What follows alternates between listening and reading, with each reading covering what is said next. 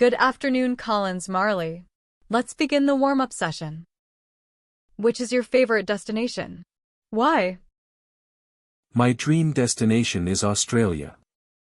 The first and foremost thing is that Australia has a world-class healthcare system, and I can be a part of it. Secondly, the country has a better standard of living and economic and political stability.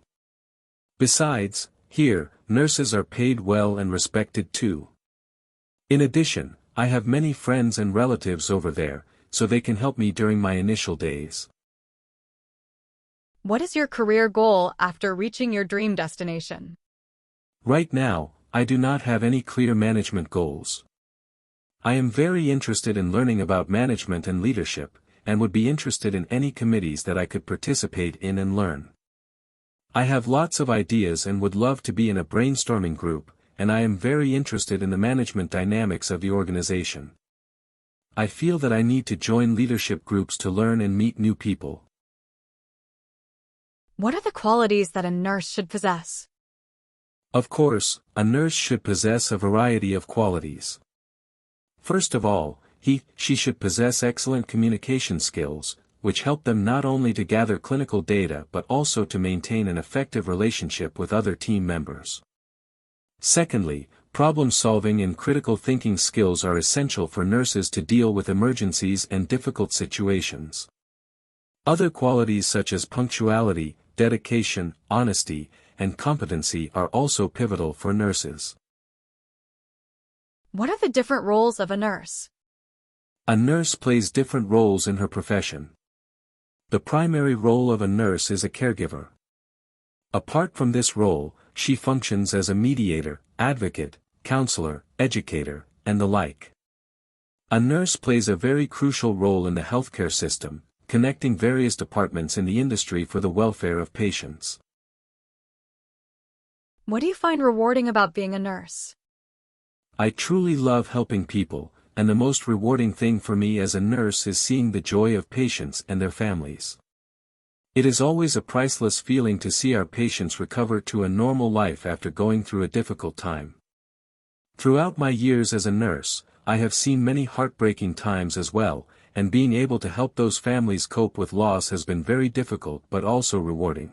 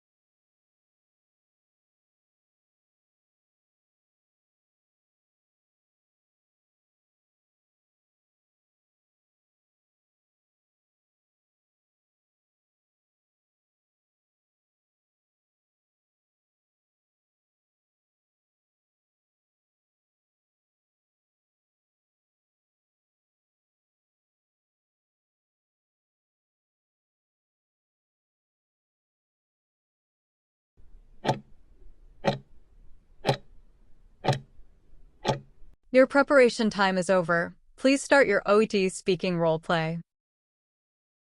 Hello there, Mihiraa. Good afternoon, I'm your mother's attending nurse Collins Marley. May I know the reason for your request to see me? Good afternoon, Nurse Collins. I'd really like to know how I can help my mother with her recovery once she's back home. She's been quite weak since her admission, and I want to make sure I'm doing everything right to support her. Of course, it's wonderful that you're thinking ahead about her care.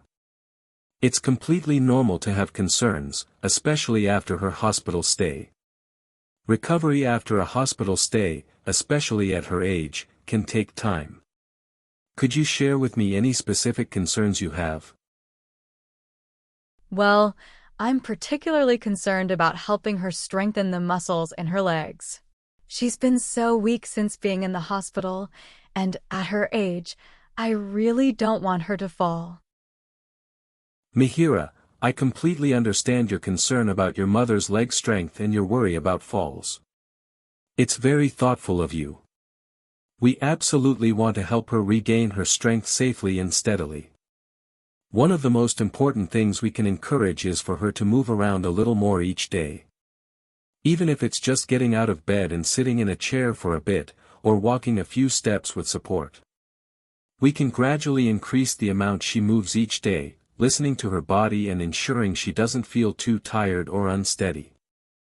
Short, gentle walks are excellent, even if it's just from one room to another at first.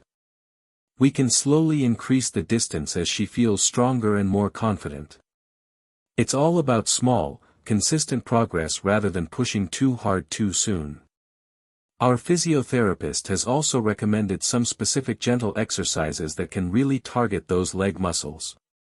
These might include sit-to-stands, where she practices moving from a seated position to standing and back down, using support if needed. Heel raises, where she gently lifts up onto her toes and then lowers back down, can help strengthen her calf muscles, which are important for balance.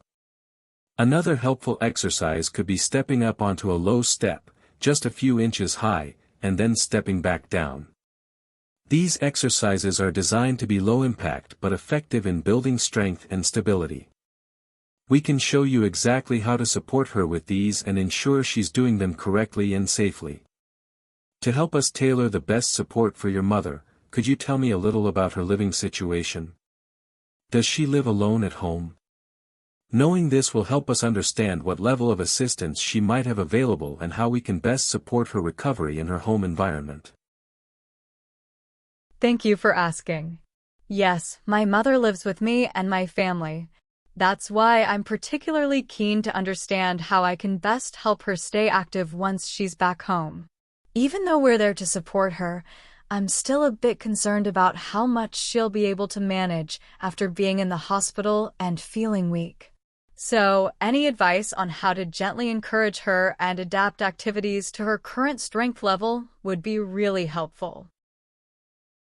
Mihiraa, it's wonderful that you're already thinking about how to keep your mother active once she's home with your family.